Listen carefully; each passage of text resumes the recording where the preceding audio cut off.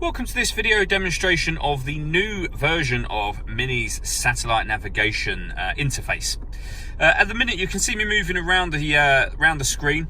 That's being done using this dial, much the same as the previous version. You can turn this dial to go around the options, push it down to select things. This dial also moves to the right, left, up and down as well, which becomes useful within certain menus. Those menus can also be accessed directly from here should you need to. Now that's the same as the previous version. The big difference between the previous version and this version is that now it's all become touchscreen as well. So for example, we can have a look at the map, we can zoom out, we can zoom in again. So that's certainly one of the biggest changes. We can also use everything down the side as a touchscreen as well. So if we want to navigate to a new address, we can hit that area there. We can input new destination, we can scroll down, or we can use the dial to scroll up and down as well. The dial is probably easier when you're driving. The touchscreen is more intuitive for most people, but certainly much safer when the vehicle is stationary.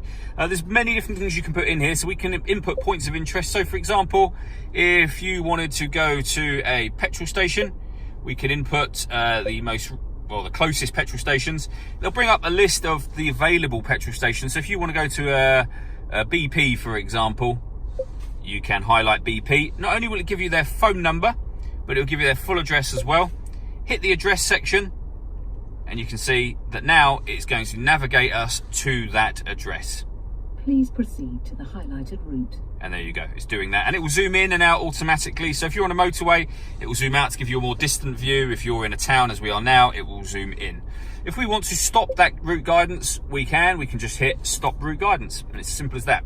If you want to input an address yourself, we can do that via the recent addresses or address input, which is what you're going to use most of the time. Now, there's a couple of ways of doing this. You can input a postcode through there, should you wish to.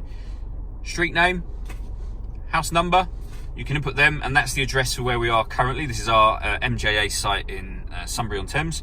Or you can input address yourself a couple of ways. So I can either highlight the postcode and start to type the address in, and what it will do is, for example, if I want to write Guildford, as I start to type in the letters, it will limit our options, eventually giving us Guildford. And you can see it spelling it out along the top there.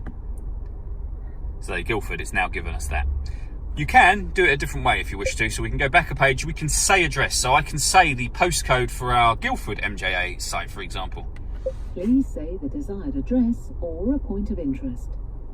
GU1 1YR. Guildford, London Road was selected. Route guidance has been started. Please proceed to the highlighted route. So there you go, that's very, very easy to do. And you can do that for any address, even if you only know part of the address. It will also work for points of interest, so hotels, car parks, petrol stations, restaurants, any of those sorts of things. You can use that system to do it should you wish to. If you don't want the spoken instructions on, you can turn them off as easy as I've just done that there. If you'd like to come and see this system working for yourself, please feel free to call any of our MJA sites. We'd love to hear from you soon.